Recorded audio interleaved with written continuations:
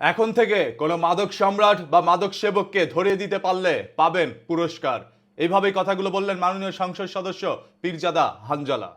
থেকে শিবচরে যে কেউ মাদক ব্যবসায়ী, মাদক সহ যারা আমাদেরকে ধরিয়ে দিতে পারবে আমার নিজস্ব তরুণী থেকে আমি নিজে তাকে নগদ অর্থ দিয়ে আমি তাকে পুরস্কৃত করবো ইনশাআল্লাহ। এখন থেকে শিবচরে আপনারা দেখেছেন উনি বলছেন এখন থেকে শিবচরে যদি কোনো মাদক সেবক বা মাদক ব্যবসায়ীকে ধরিয়ে দিতে পারে তাহলে তাকে দেওয়া হবে নগদ অর্থায়ন, এবং সেটাও নিজ উদ্যোগে।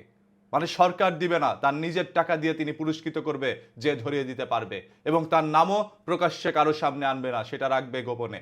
এরকম একটি উদ্যোগ আপনার কাছে কেমন লেগেছে আপনি একটু কমেন্ট করে জানান।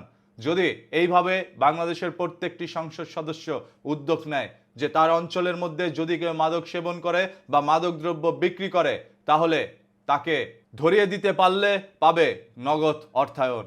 হ্যাঁ, এই উদ্যোগই পারে এই সমাজকে বদলে দিতে। এভাবেই মতামত করছিলেন অসংখ্য মানুষ।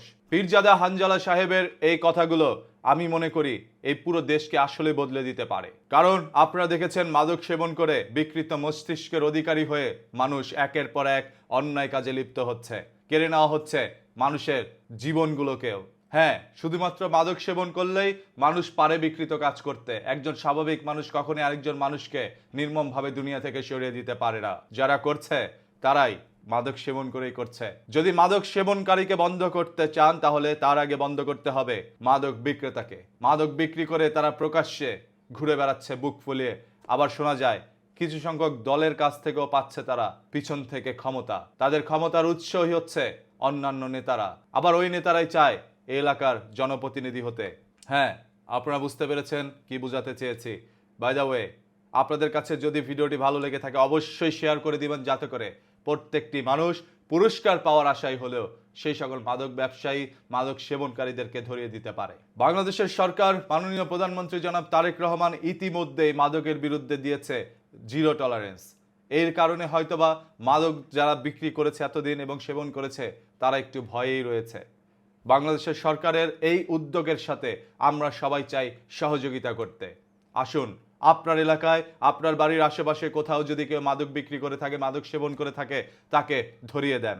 তবে অবশ্যই এমন কোনো আইন শৃঙ্খলা বাহিনীর কাছে গিয়ে বলবেন না যে আইন শৃঙ্খলা বাহিনী নিজেও ওই মাদক সেবনকারীদের সাথে জড়িত। আমরা লক্ষ্য করলেই দেখতে পারি সেই সকল মাদক সম্রাটদেরকে ধরা হয় এবং কিছুদিন পর তাদেরকে পুনরায় ছেড়ে দেওয়া হয়। তারা ছাড়া পাওয়ার পর আরো বড় পরিসরে সেই ব্যবসা শুরু করে। কারা তাদেরকে ছেড়ে দিচ্ছে এবং কোন আইন, কোন অ্যাডভোকেট তাদের পক্ষে লড়ে যাচ্ছে, সেই আইনজীবীদেরকে ধিক্কার জানাই। আপনি আইনজীবী হয়ে জানেন সেই অপরাধী একটি মেয়ের ইজ্জত হরণ করে নিয়েছে, তারপরও আপনি যাচ্ছেন তার পক্ষ নিতে।